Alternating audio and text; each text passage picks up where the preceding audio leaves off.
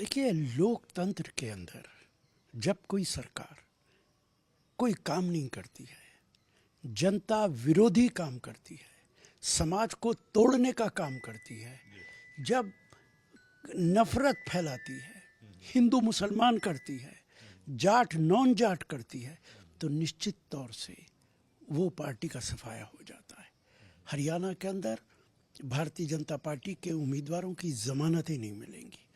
और जहाँ तक कश्मीर का ताल्लुक है, अमित शाह और प्रधानमंत्री दोनों लगातार कहते रहे आर्टिकल 370 से बड़ा डेवलपमेंट हो गया है, वहाँ पे आतंक खत्म हो गया है। ये पहला चुनाव है जिसमें 65% से ज़्यादा लोगों ने पार्टिसिपेट किया है इलेक्शन के अंदर। वहाँ पे भारतीय जनता पार्टी बुरी तरह हारेगी। और ये सिर्फ बीजेपी की हार नहीं है, ये आर्टिकल 370 की भी हार है।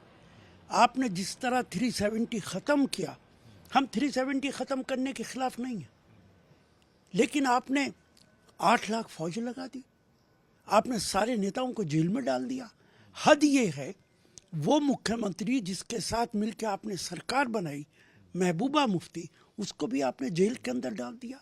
क्या इस तरीके से लोकतंत्र के अंदर कानून बनते और बिगड़ते हैं?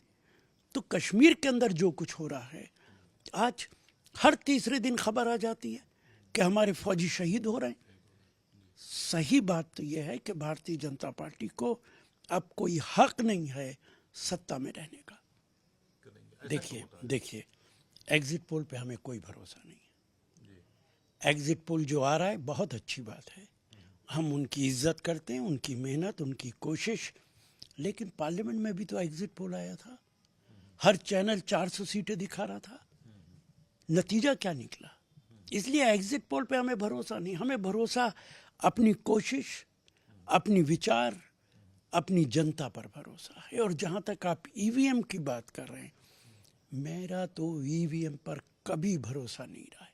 मैं तो पिछले 10 सालों से लगातार बोल रहा हूँ कि इलेक्शन ईवीएम नहीं बैलेट पेपर से होना चाहिए।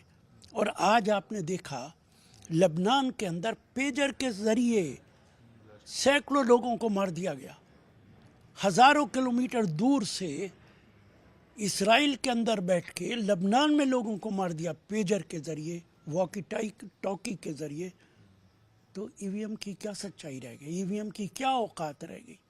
अगर पेजर से मारे जा सकते हैं तो ईवीएम की तो कोई हैसियत ही नहीं रह गई है। जब एग्जिट पोल हमारे पक्ष में आ गए तब तो क्लीन स्वीप है दोनों जगह, वरना एग्जिट पोल ने जिस तरह से बेईमानी किया था लोकसभा में,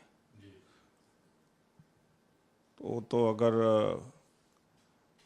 करीब भी होती बीजेपी तो एग्जिट पोल उल्टा कर देता। तो इसका मतलब ये लग रहा है कि हरियाणा में भी 2/3 बहुमत मिलेगी और हम जम्मू एंड कश्मीर एनसी के साथ में सरकार बनाएंगे। और लोग बहुत परेशान हैं। और दूसरी जो सबसे बड़ी बात हो गई है कि मोदी जी प्रचार करें या न प्रचार करें, अब कोई फर्क नहीं रह गया। और भारतीय जनता पार्टी का मोल वोट मिल रहा है और आरएसएस का मेहनत। लेकिन जो मोदी जी के नाम से वोट था, वो वोट अब खत्म हो चुका है। महंगाई से लोग बहुत त्रस्त हैं, बेरोजगारी भयंकर है।